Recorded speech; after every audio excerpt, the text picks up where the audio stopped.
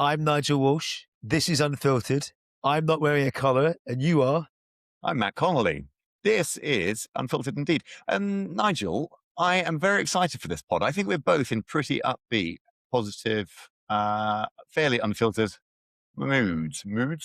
I would agree with that. We're not in a mood. We are elated. Is it the sunshine? Is it the time of the year? Is it the fact that summer is amongst us? I've no idea. Or but is it just a beautiful great week of insurance innovation? Maybe that's what it is. I'm not sure about that. Hey, let's ask a different question. When are we not in a good mood? Yeah, it's true. You were pretty miserable in the High Rocks. That's because it was really hard, and you're an animal, and I'm fat and not good. But you were chipper even in that. There you go. But we got it done. We did. I was actually in the gym this morning doing more things I don't like doing, i.e. lifting weights. And someone said to me, "You've lost a lot of Tim," but I thought that's made my day. Thank you very much. Yeah, but you have. You're still in good shape. Are you still going the right direction? It's plateaued like a plateau of plateaus, which is actually what I wanted. So, cool. And after my DEXA scan, I just need to take off 3 or 4 more kilos. But I'm gonna flatline it a bit first, and then try and get back into more muscle and everything else. So I'm really happy, actually. Really good. Cool. Get the beach bod ready and all that. I don't think it's ever going to be a beach bod. Maybe I'll be happy with dad bod. How's that? Did I ever tell you the story? It's the most inappropriate, and sorry, nothing to do with insurance for anyone who's just tuned in and wanting to listen to it. Did I ever tell you the story where Caroline and Freddie went ahead of me to Australia? And for whatever reason, I can't remember why, but I got like a flight the day after, a couple of days after. And so it was one of those where I was on my own, no kid, 24-hour flight. And I watched movies, I drank red wine, I barely moved, but I got to the other end and I was out of shape. My lower legs had swollen up. And I was also like, everybody was already on Bondi Beach, which is where like we were like camping out. And so I kind of like, I got to the place we were staying. I unpacked. I got into my trunks, got my t-shirt on, I walked down to the beach where everybody was there. I was also massively conscious, right? I mean, I'm like, again, I'm sort of pale to the point of blue at best of times. I was way out of shape. Pasty white Irish guy, what are you about? And I got to the beach and I took my top off, really, really self-conscious at the exact same time as a little kid. He could only be like 4 or 5. Hoofed a football. It got me straight into the nuts. And like I was bent over and seemingly the whole of Bondi Beach turned around and saw it. I'm sure that's not true. But I was just like, oh, welcome to Australia. Yeah. I don't know where that came from. Unbelievable. Yeah. You don't want that, do you? You don't want that. No, but that was, and my first trip there, luckily my second trip was a little bit more successful. So is the title of this podcast Matt's Nuts? Yeah, it could be. Or Matt is Nuts. How about we get Matt is Nuts? What is going on in your world? It's been a good week. I really enjoy for whilst I do love working remotely and never seeing people in person, but I also absolutely adore one-to-one meetings or just catching up with, it's this world of, we've been in this space for too long and we're talking about it offline, right? Just our friendship, how that's like grown, but it's connected through the industry and just hanging out with people. So I was in Zurich Monday, Tuesday, Wednesday, seeing clients that have now become friends. And then also people who I haven't barely met before who are so generous. Like, I mean, again, one of the things I posted on LinkedIn, and so you've got it already, was I met up with like the most incredible lady, Roberta, who works at Zurich. I met her very briefly. We invited her to one of our Sonar after-hour dinners after ITI or something in London. She wasn't able to make it, but happened to be in the same restaurant that night meeting someone else. So she popped into the room. How weird is that? Yeah, and so it's just wonderful, right? So I met her there.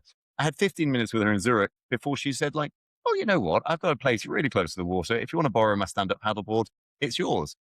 I mean, like, and I love that kindness. People are so good, right? Just people, they are so good. We spend too much time in headlines that make us feel bad or whatever else, but actually the world's a good place. The world is genuinely a super good place. And spending time with these people is beautiful. See, I'm the opposite. I crave being in the office and seeing people and hanging out. And then once I've overloaded on that, I need my own space to then play catch up or whatever else and actually do the work that I promised I'm going to go do. So it's weird. I take the first one. So AI. Hey, I you know get what it. they say? Opposites attract, darling. That's it. What's your week been like? You been good? It's been good. I'm on the ground for 3 weeks, which is always lovely. Um, usual story. I actually saw an old friend of mine yesterday, insurance exec, and we sat there for coffee and water, and it was great to catch up with her. Not seen her for a while. It was just great. It's just there's just good people out there, and you build these relationships not over an email or a coffee, but over a period of 5, 10, 15 years. And you realize I've been doing this for a while and it's Yeah. really cool. So Yeah. Yeah. Yeah. usual stuff for me. I was with Genpact yesterday. They had an agentic AI insurance day in London. They are in Heron Tower. Walked into a packed room with ServiceNow all over their big screens Hey, demonstrating some of our cool. cool stuff. So that was cool. Thanks to Ardil and team for that. With a bunch of other partners earlier in the week and a whole host of other customers. So my Nice. usual week, really, or as And my wife likes to say, my wife says, "How was your day? Workshops?" I said, "Yeah, I work, you shop." wait, we gotta bring some of these out, don't we? These dad jokes. I love them. What we Uh, should do is we should do a series of quick sound bites where we get our friends to say, "What is it actually that Matt and Nigel actually do for a living?" we should I've do it been with our married. families as well. Yeah. Honestly, I've been married 20 years. Emma and I've been together 26 years, and I don't think she could tell you what I do. I'm not sure I know what you do. I don't know what Uh, I do. I don't know. I make insurance lovable, Matt. You know the That's what you tagline. do. That's what you do. You make insurance lovable for us What all. is going on in the world of insurance? Quite a big week, right? Yeah, it's been some good stuff. Yeah, just put So News out. So in theory, it should be fresh in my head. I mean, equally, it's kind of like it's just a scarring process. Is that a pregnant pause to work out what I actually just wrote in the No, newsletter? no, Let me give you a hint. Mills Review. Ah, That's where I I started was that's where I started the newsletter. I thought it was really interesting. I hadn't read it. What I did, of course, is I put it into AI and then got AI to summarize it and then read that. But I mean, is it interesting? It's kind of what you would expect also, right? So it's kind of the world is moving towards AI. AI has a load of advantages. We need to be careful with AI. I don't know if that's my beautiful summary. It Thoughts? is. I was actually out with a friend of mine yesterday, former colleague, and he is in that business of risk and advisory and whatever else. But the big one that was in conversation was, will we or will we not regulate LLMs? And Yes, that's the big interesting. question, right? So, and actually this week I've been managing stuff between Singapore and the UK. And obviously the regulation around MAS and FCA is slightly different and the approaches are different. So I've been doing a bunch of work around those and how we actually use something that we've got in the kit bag called Control Tower to help you find out whether or not you're compliant or not. But the regulation here or the Mills review here says, actually, do we, with more and more consumers using LLMs and AI for financial advice, at what point do we step in and go, all right, if you're going to go to Chat GPT for advice and 60% of the traffic's going that way, shouldn't we therefore also regulate it? Yeah. In the same way that you had on the pod a few weeks back, we talked about influencers that were going, look at my product with absolutely no capability or whatever else. And again, for years, we've talked about the difference between advice and guidance. And I think we need to be really careful.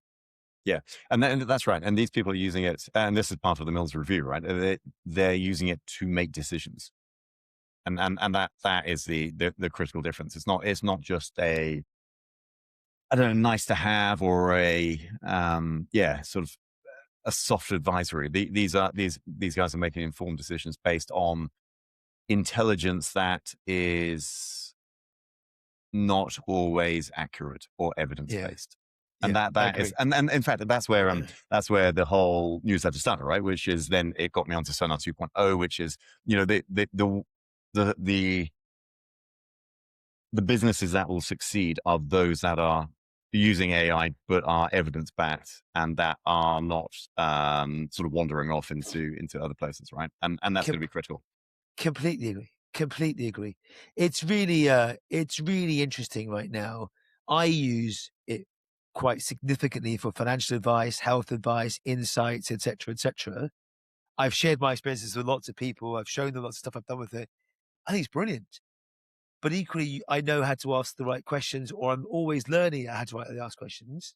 and also challenge. And if the average Joe then doesn't go, that's not right, they may be misled down the wrong path. And if they do that, then who's liable?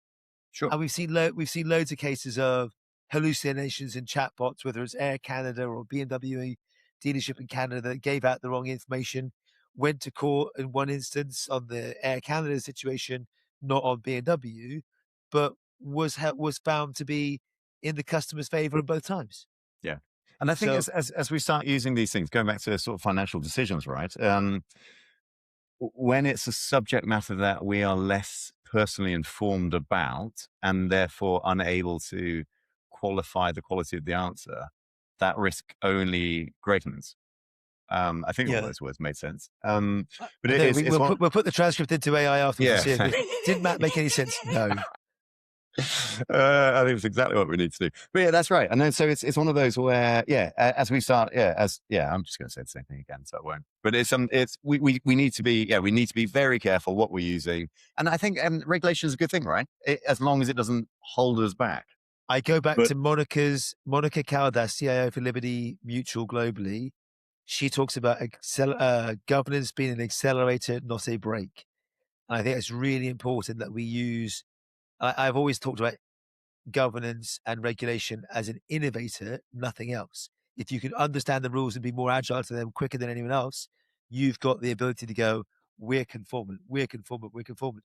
We won't end up in another mis-selling scandal or whatever else that the UK for specifically. Look at what the last mis-selling cost is. Now we're into the motor trade one and whatever else on motor finance. It's like, it's just bonkers right now. So the conversation about liability came up at yesterday's session as well in the room full of insurers, which was great. Who's liable? So you go, okay, we've got an LLM from a large organization. Are they liable or is it our implementation? Easy to answer question in my mind. Then you get an open source model that you've then forked and done your own thing to. Now who's liable? And then interesting. to build on this, like a good host, Travelers this week. I might have done this before. Travelers this week also launched their own LLM. Yeah, isn't that So interesting? I love it. I love what those guys are up to. Yeah, they're that's really really interesting. cool. Trained on hundreds and thousands of their own internal libraries or documents, right? So It's an interesting one. I've been asked about this for months or years, to be fair, even back to my Google days. Like, do we build one? Do we not build one? We're unique. I've watched Mike OS and Harvey and Legora do stuff in the legal space. Why not insurance? Why hasn't everyone done this, Matt? why haven't? But that's not what Legora and Harvey are doing, right? They are just building. They're just building interfaces into. They're using LLMs, so frontier models, and plugging. I mean, it's a Claude Cowork equivalent, right? Well, I guess that's what you're saying, but they're using the frontier models. They're not building their own. Or But that's right. someone's They started. Maybe that's where they started with and that, and then they two switched over. people have specialized, two sub segments in my mind have specialized. One is legal, the other is healthcare. Yeah. And that's where we've got precedence and a case that's consistent. What we don't have in insurance is something that is consistent because we have T's and C's that vary so often and so frequently. They always seem to go. You might say we've got wordings or we've got claims history or whatever else it might be. What I think people are going to do, and we saw this with Bloomberg, GPT, and a bunch of Hmm. others early on to go, let's go build our own, and then realize, wow, that's really expensive to manage. I think we're going to end up in a world that says, let's do a frontier model, whether it's from a big corporation or it's open source to give us the summarization.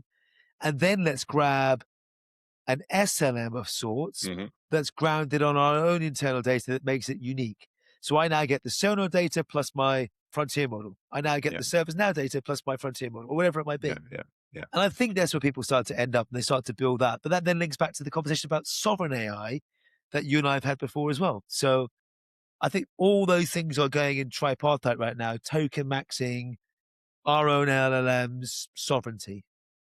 It does. And then, lo and behold, in the Mills review, to bring that full circle, was the thing that we've said 1,000 times, which is whoever owns the interface, which is therefore AI, quite potentially, owns the customer, right? And then we talk about embedded. And so before this, also the other thing is, so I talked about embedded in my newsletter, but you're talking about Direct Line Group, weren't you? I was. No, sorry, First Direct. First Direct. Sorry, not Direct Line. Yeah, First Direct. And they're another one that's come out. I say another one because First Direct came out and said, we are unbundling insurance. So for years, bank insurance, as we all know, has been super interesting, super important. Pre the AI buzz was blockchain. Pre the blockchain buzz was embedded insurance. Still loads of people doing it. Super interesting. Loads of partners out there, loads of technology companies that will make it headless. So you can just go, I want to offer motor, home, pet, travel, whatever it might be, into my bank account or into my property management, wherever it might be. And now you've got people going, we're just not going to do it anymore. Yeah. Because you've then got to go, well, why are they not doing it? Is it a burden on your brand or whatever else it might be? Was there any? I haven't read about it. Is there anything that was cited for the reasoning? I don't think it's specific as to what they're doing it for. They've given you the deadlines as to when it's coming. They've stopped selling their 15 quid a month package, which took travel insurance and mobile phone and breakdown cover. There's loads of people that do this. I was genuinely surprised to see them stop, but it's quite easy to do. And it was a very good source of income. But what it is seeing is, I then said, well, who else has stopped? And you've got Santander, the post office, Marks and Spencers. There's a load that have actually started to go, we just don't want to do it anymore. And maybe that's people going, do we focus back on our own business? Yeah. I am going to look into it because it makes, practically, it looks like it makes absolute sense. And everything I've read from Yuri Paletti, excuse the dog in the background. Hey, good boy. Hello, Ben. So, the Open Embedded Observatory, understandably, because it is their business, but their stats are just projecting it is going. It's getting bigger and bigger and bigger still. Three companies in the UK doesn't make a trend, but it is interesting. Right, of course not. Yeah, and I'm trying to sit there. I'd like to sit there and go, what's the root cause of all this at the end of the day? And does this mean, because back to your point about owning the customer, that's now a disintermediated customer that says, I need a bank account and I need to get to different providers to get all these different things. Like the whole goal was. But who wants to go to an insurance company, right? That's not really. But or do you not just want you want convenience, and you want convenience, but you want to know that you are protected and safe, and everything is looked after, right? So when you buy your house, when you buy your car, when you buy it makes great sense, right? And there will be occasions, of course, yes, that you want to niche out and you want, I don't know, whatever. You're going to need to go is somewhere. Distribution moving? And this is the trend for insurers. Aviva, the Spanish guys, AXA Switzerland just this week are all launching into ChatGPT. So you can buy something inside an LLM or through an LLM, which is super interesting. I think so. And I think there's going to be a trend in that. I don't know whether that's going to be where we will end up, but that's going to absolutely, the learnings that those guys are going to get. And, I've been chatting with Arslan about this, as you can imagine. And in fact, I think there's an interview with him and his partner through the Founders Factory that have helped them get onto GPT, which I've forgotten the name of, which is terrible of me. But Arslan from Aviva. Sorry, we've done an interview. It's in the Beyond Boundaries Europe edition that we're about to publish. But yeah, but it's experimentation, right? It's this isn't going to be a big money earner imminently, but at some point it may be. But the learnings are invaluable, and that's why we do this stuff. And I think you have to. Part of me says this is all marketing. Part of me says it could work. Not enough people are actually buying through those things just yet, but are exploring. Yeah. And we'll go back to what we know. I'm not really worried about you and me. I'm worried about the next generation. How are they going to engage? What happens when your future customer isn't an empathetic human like you or I, but because you've given your credit card to an agent inside an LLM, it is just following a set of rules that you define or a set of conditions that you said, go get me something. Yeah, interesting one, hey? Could you apply it to claims? Because I think one of the things you posted was about NN Group, NN. right?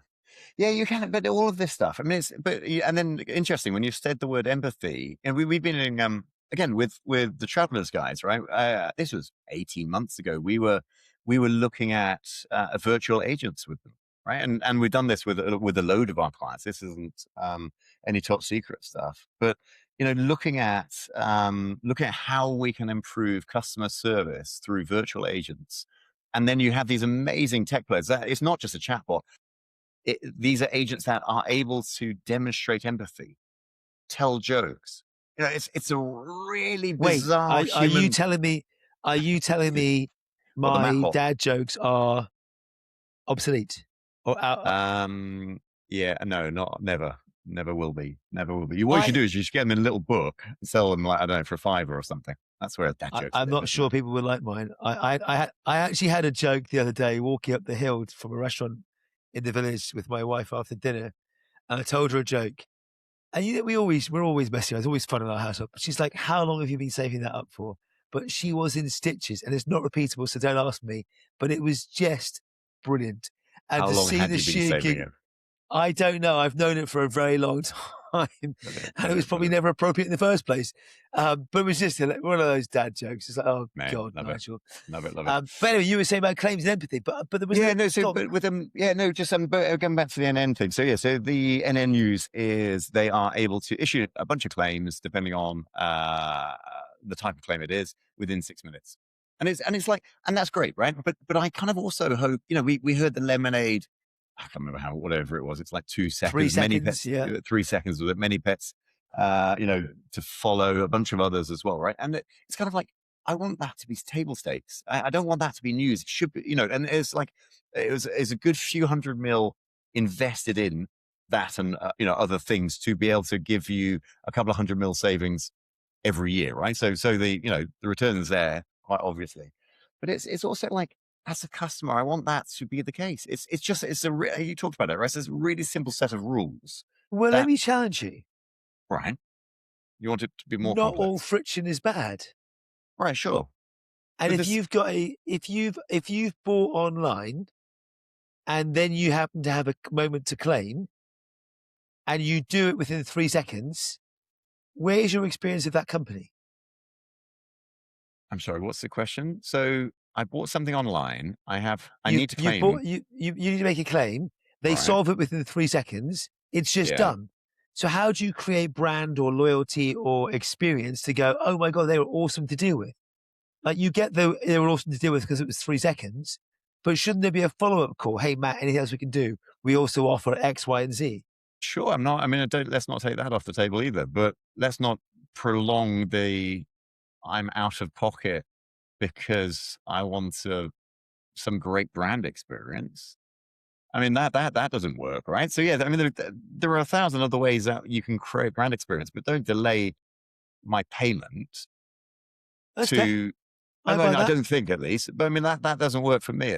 But I remember, like, working with the compare the market guys, and they were talking about the ability. You put in all of your details, which is like, a big chunk of information, and then they could serve you the results immediately. But they put that little ticker or the car driving across the screen or whatever it is intentionally to make you think that they're working hard, so that when you Yes. get the results, and I get that too. And so there are times you should But there's play obviously that, a but psychology to all this. I of remember doing course, something similar in the utility space. It must be 25 years ago when we were doing is this when automated you're a email plumber? management when No, I was a plumber. I was a plumber. Yeah, yeah. But they could they could have responded immediately, but they had to send an auto response and we'll get back to you within an hour because the challenge they had was if you responded immediately, people would go, "Well, I don't believe that. It's too quick." And then they'd call you as well. So you're putting a solution in for no benefit. So I Yeah, do think lots of this is generational. yeah, maybe. But I would like, yeah, but immediacy, transparency, all of that stuff. They are. Let's tick those boxes. Give people the money if the claim is fair and legit, and question it if it's not, right? And we can automate a lot of that stuff. It's very difficult to do, I don't but doubt some of that that for a stuff, minute. yeah. I don't. Yeah. But then, but we can automate all that stuff. But on the other hand, we're just taking away the ability to distribute it easily through bank insurance. Yes. It's a Yes. really exciting time when all this is about to get complicated. Now, how do we distribute? How do we service? Is the person that distributes the same person that services it, and vice versa? Yeah. Wowzers! It's going to be a fun 12 or 24 months as this thing reshuffles. Yeah, I think so, right. And I think we talked about it again offline, which is we talked about it particularly in the US, but it really feels like there's and we are eternal optimists, right? But there's a real momentum towards innovation at the moment. I really feel it more so than we'll be doing this. September is our 10th anniversary for Sonar, but it's I feel like this next 5 years is going to go a lot quicker than we've ever seen. And whether it's because of the technology or the just culture or the maturity or approaches, but it's people are one minute you're hearing about the kind of Munich Re CVC kind of closing, Munich Re Ventures, and then I've had a couple of chats this week about funds that are getting stood up, internally within businesses. So CVC units, and it's like and how It's can we help cyclical, them? right? It's all cyclical. But it's back to and AJ's reports from Gallagher saying 95% of funding is going into AI. Well, before that whole conversation would have been about claims, underwriting, service, or whatever else, and now they're going. It's horizontal, and we're just taking the AI embedding into other stuff. So it's super interesting. It is. So I think what is interesting is I haven't been around industries long enough to go through those cycles myself necessarily. So I'm quite enjoying this one. Someone did post something the other day, and I wrote directly onto it. I often have to pinch myself. I wrote, it's the same pattern we saw for InsurTech 10 years ago. Like it's nothing new. Whilst we're all excited, it's nothing new. We talked about that with Corgi as well, right? So yeah, maybe that's. Oh, they're in trouble again this week. I think I said it to you earlier in the week, didn't I? You did. Yeah. What was that? It was they were suing someone because another company had leveraged their IP, and then you ask, how did you get it? Well, I went onto their website. I'm like, so it's available through their website, and you're suing them now as a result. Didn't kind of make sense. I feel like they're in the press too many times about the wrong things. Yeah, maybe no press. No press is good press. Hang on. No publicity is bad publicity. No, that what you said. More importantly, where are you watching the football? I think at home. Freddie and my boy, 8 years old, and bearing in mind, as a dad, I was never into football, right? So I'm like that 1% of the UK, if not whatever. I have done my absolute best. We've got bunting up around the lounge. We've got a massive like a huge wall chart that we write in scores every morning. He is well into football. And so he stayed up. So he stayed up. Sorry, he woke up with Caroline, my wife, to watch the England game at 2 a.m. or whatever. Was it 1 a.m. and moved to 2 a.m.? It was 2 a.m. Yeah, that's right. And then so at 3 I a.m. understand the steam for the record. Yeah, so at 3 a.m., I was just like, there's too much noise going in the house. These guys are too excited. So I went back up. So we've got Upside Down House. So I went upstairs to watch with them, which was just epic. Before my flight to Zurich, I think it was. So it's like even sweeter, right? So all of us on the sofa loving it. And so, so they're at Wimbledon today. So it's Friday. So we've got Arthur Ferry playing today. They're at Wimbledon, and Freddie wants to come home to watch the football tonight. That's just like, I love this, right? He is well into it. We'll watch it at home, but we'll have a good time and enjoy that. What about you? We are having a few friends round. My little guy's bringing some friends round, so it should be good fun. So that's nice. We'll throw a TV up and we'll have a bit of fun. Okay, and annoy the neighbours. We will try to avoid doing that piece. But I went out to try and buy an England shirt because I'm not really an England football. I'm not really a football shirt type fan. And my daughter got one, and she got a lovely shirt. And then I was like, I'm just going to buy a plain white I don't normally wear plain white, so I've just got a plain white T-shirt, and I can wear it on the holiday. So, what's our score prediction? Oh, let's go for a win, right? Shall we? I'm definitely in for a win.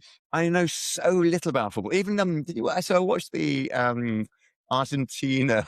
This must be terrible for people who like football, right? But I watched the Argentina Egypt game. So and again, I turned it on. It was 2-0, and I turned it on because Caroline. So I must have been in Zurich at the time. But Caroline and Freddie were watching it at home. Love that, and they're like, Matt, you have to watch it. So turned it on, and then so I think it was 1-0, and then saw the Egyptian guy run from his goal line up to the other, and then it was disallowed.